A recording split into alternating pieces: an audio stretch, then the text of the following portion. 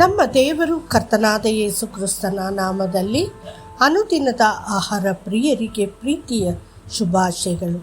2025 June ತಿಂಗಳ 23ನೇ ತಾರೀಕಿನ ಸೋಮವಾರದ ದೇವರ ವಾಕ್ಯವು ಆಶ್ರಯ ನಗರಿ, ತಿರುಗಿ ಬದುಕು, ಯಾಕೆಂದರೆ ಸಾಯುವವನ ಮರಣದಲ್ಲಿ ನನಗೆ ಸಂತೋಷವಿಲ್ಲ ಎಂದು ದೇವರಾದ ಕರ್ತನು ಹೇಳುತ್ತಾನೆ. ಯೆಹೆಜ್ಕೇಲ 18:32. ಕರ್ತನು ಇಸ್ರಾಯೇಲ್ಯರಿಗೆ ಕಾನಾನ್ ದೇಶವನ್ನು ಕೊಟ್ಟಾಗ 6 ಆಶ್ರಯ ಪಟ್ಟಣಗಳನ್ನು ಸ್ಥಾಪಿಸಲು ಅವರಿಗೆ ಸೂಚಿಸಿದನು. ನೀವು ಈ ಆಜ್ಞೆಯನ್ನು ಸಂಖ್ಯೆಗಳು 35ರಲ್ಲಿ ಓದಬಹುದು. ಸತ್ಯವೇದವು ಹೇಳುತ್ತದೆ, ಆಗ ನೀವು ಪಟ್ಟಣಗಳನ್ನು ನಿಮಗಾಗಿ ಆಶ್ರಯ ಪಟ್ಟಣಗಳಾಗಿ ನೇಮಿಸಿಕೊಳ್ಳಬೇಕು. ಆಕಸ್ಮಿಕವಾಗಿ ಒಬ್ಬ ವ್ಯಕ್ತಿಯನ್ನು ಕೊಂದ ಕೊಲೆಗಾರನು ಅಲ್ಲಿಗೆ ಓಡಿ ಹೋಗಬಹುದು ಮತ್ತು ಕೊಲೆಗಾರನು ಸಭೆಯ ಮುಂದೆ ನ್ಯಾಯ ತೀರ್ಪಿನಲ್ಲಿ ನಿಲ್ಲುವವರೆಗೂ ಸಾಯದಂತೆ ಅವು ಸೇಡು ತೀರಿಸಿಕೊಳ್ಳುವವನಿಂದ ನಿಮಗೆ ಆಶ್ರಯ ಪಟ್ಟಣಗಳಾಗಿರಬೇಕು. ಸಂಖ್ಯೆಗಳು 35, 11 ಮತ್ತು 12. ಇಂದಿಗೂ ಸಹ ಯಾರಾದರೂ ಕೊಲೆಯಂತಹ ಗಂಭೀರ ಅಪರಾಧದ ಆರೋಪ ಹೊತ್ತಾಗ ಅವರು ರಕ್ಷಣೆಗಾಗಿ ಪೊಲೀಸ್ ಠಾಣೆಗೆ ಓಡುತ್ತಾರೆ. ಅಲ್ಲಿ ಅವರನ್ನು ರಿಜಿಸ್ಟರ್ನಲ್ಲಿ ಸೈನ್ ಮಾಡುವಂತೆ ಮಾಡಲಾಗುತ್ತದೆ ಮತ್ತು ಅವರ ಜೀವಗಳನ್ನು ರಕ್ಷಿಸಲಾಗುತ್ತದೆ. ಅದೇ ರೀತಿ ಆಶ್ರಯ ನಗರಗಳ ಉದ್ದೇಶವು ನ್ಯಾಯಯುತ ವಿಚಾರಣೆಯ ಮೊದಲು ಒಬ್ಬ ವ್ಯಕ್ತಿಯನ್ನು ಅನ್ಯಾಯವಾಗಿ ಕೊಲ್ಲುವುದನ್ನು ತಡೆಯುವುದಾಗಿತ್ತು. ಇದು ದೇವರ ಹೃದಯವನ್ನು ಪ್ರತಿಬಿಂಬಿಸುತ್ತದೆ. ಅವನು ಯಾರ ಸಾವಿನಲ್ಲೂ ಸಂತೋಷಪಡುವುದಿಲ್ಲ.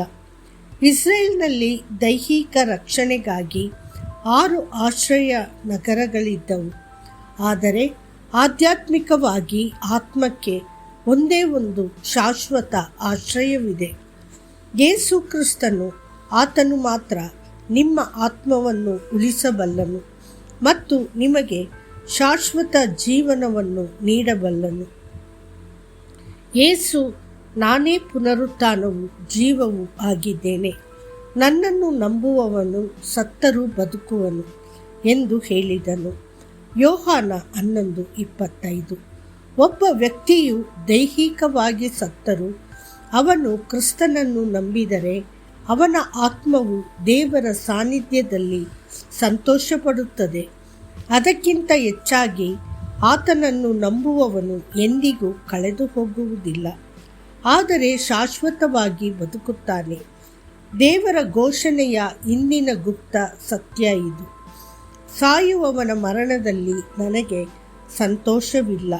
ಯೆಹೆಜ್ಕೇಲ 18:32. ಸತ್ಯವೇದದಲ್ಲಿ ರಾಜನ ಸೌಲನ ಕೆಳಗೆ ಸೇವೆ ಸಲ್ಲಿಸುತ್ತಿದ್ದ ಅಬ್ನೇರ್ ಎಂಬ ಉದಾತ್ತ ಸೇನಾಧಿಪತಿಯ ಬಗ್ಗೆ ನಾವು ಓದುತ್ತೇವೆ. ಅವನು ಆಶ್ರಯ ನಗರವನ್ನು ತಲುಪುವ ಮೊದಲೇ ದಾವೀದನ ಸೇನಾಧಿಪತಿಯಾದ ಯೋವಾಬನು ಅವನನ್ನು ಕೊಂದನು. ಆಶ್ರಯ ನಗರವು ಹತ್ತಿರದಲ್ಲಿತ್ತು. ಅಬ್ನೇರ್ ಅದನ್ನು ತಲುಪಿದ್ದರೆ ಅವನ ಜೀವ ಉಳಿಯುತ್ತಿತ್ತು.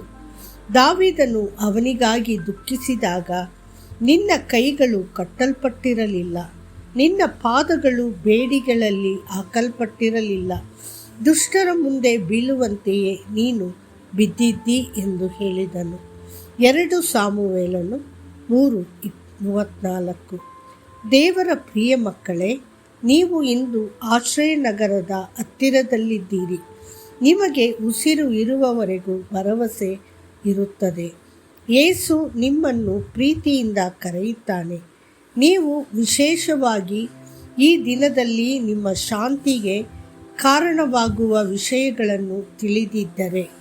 ಲೂಕ 19:42. ನೀವು ಆತನ ಬಳಿಗೆ ಓಡಿ ಹೋಗಿ ಸುರಕ್ಷಿತವಾಗಿರುವುದಿಲ್ಲವೇ? ಮತ್ತಷ್ಟು ಹೆಚ್ಚಿನ ಧ್ಯಾನಕ್ಕಾಗಿ ನಿತ್ಯನಾದ ದೇವರು ನಿನ್ನ ಆಶ್ರಯ ಮತ್ತು ಕೆಳಗೆ ಶಾಶ್ವತವಾದ ತೋಳುಗಳಿವೆ. ಧರ್ಮೋಪದೇಶ ಕಾಂಡ 33:27. ಕರ್ತನು ಆಶೀರ್ವದಿಸಲಿ. ಆಮೇನ್.